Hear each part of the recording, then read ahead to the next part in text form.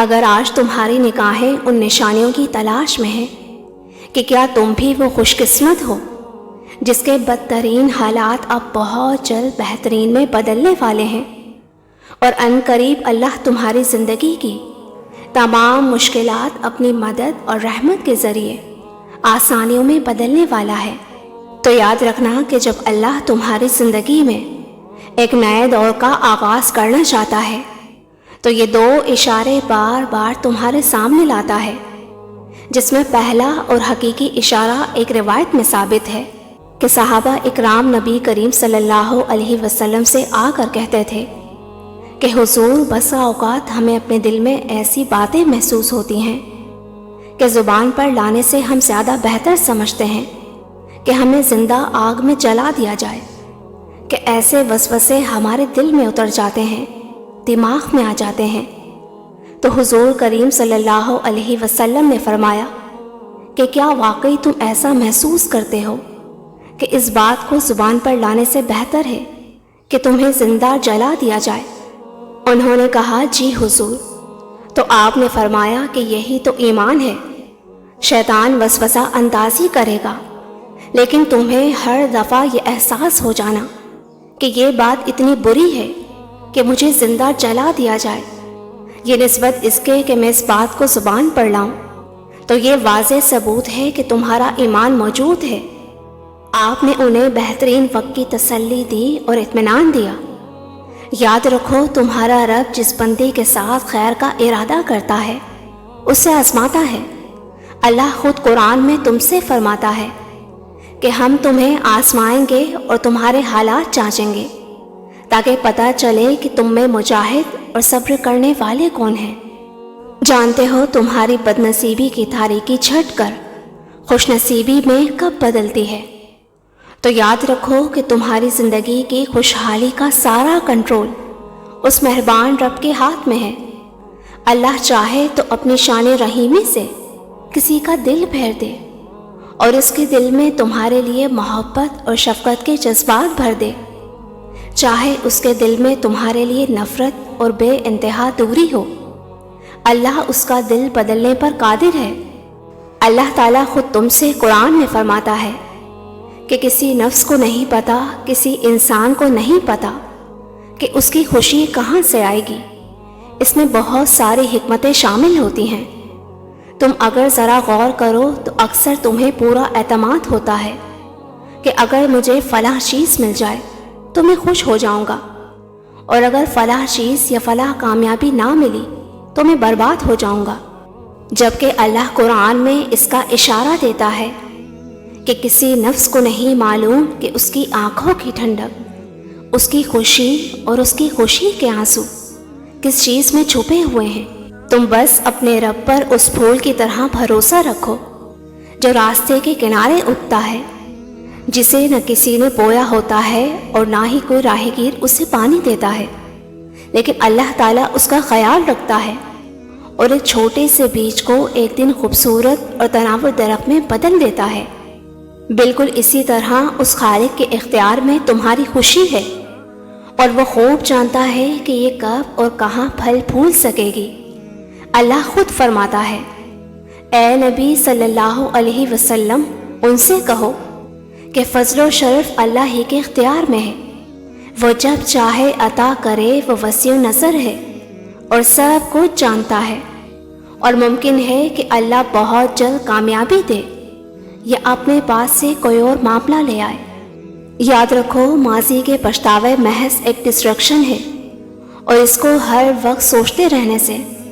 تم کبھی بھی اپنا آج بہتر نہیں کر پاؤ گے۔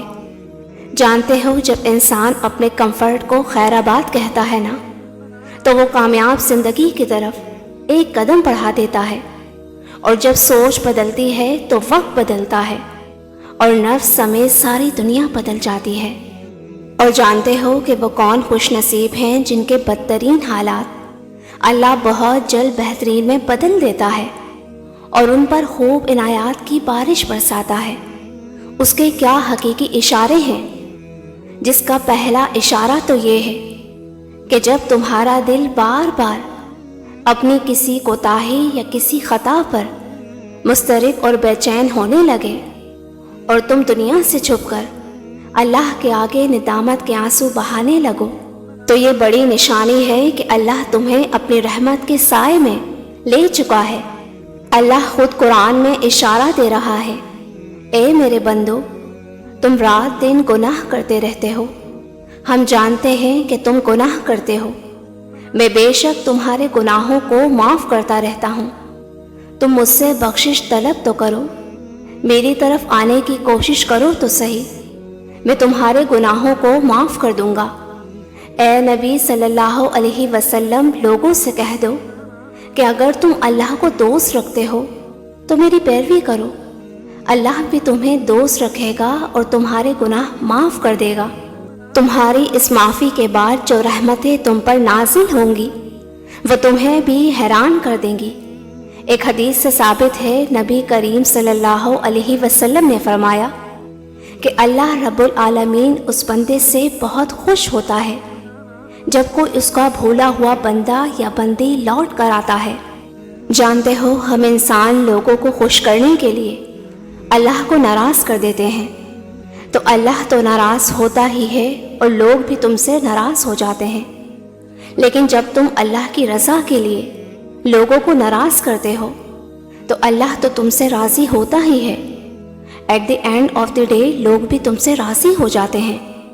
یہ بات یاد رکھنا کہ اگر تم اللہ تعالیٰ کے لیے کوئی چیز قربان کرو گے نا تو اس کا بہترین بدلہ تمہیں ضرور ملے گا، اس دنیا میں بھی اور آخرت میں بھی۔ اللہ کی رضا کے لیے چھوڑی ہوئی چیز دگنی اور بہترین عطا کی جاتی ہے۔ اللہ تعالیٰ قرآن میں خود فرماتا ہے، کیا وہی نہ جانے گا جس نے تمہیں پیدا کیا ہے، حالانکہ وہ باریک بین اور دانا ہے، اور بے شک جو میں دیکھتا ہوں وہ تم دیکھ نہیں سکتے، اور جو میں سنتا ہوں وہ تم سن نہیں سکتے، اور کوئی ذرہ برابر چیز آسمان اور زمین میں ایسی نہیں جو تمہارے رب کی نظر سے پوشیدہ ہو، بس تم اپنے رب کے حکم کے انتظار میں ٹھہرے رہو، بے شک صبر کرنے والوں کو ان کا اجر بے حد و حساب دیا جائے گا، یعنی موسلا دھار بارش کے مانند۔ مولانا رومی فرماتے ہیں کہ ڈوبنا پڑتا ہے ابھرنے سے پہلے، غروب ہونے کا مطلب ہرگز زوال نہیں۔ دنیا کا قیمتی گوہر آبدار نمکین سمندر سے نکلتا ہے، اور بہت سی مشکل چیزیں تمہارے لیے مسرت اور خوشیاں لے کر آتی ہیں،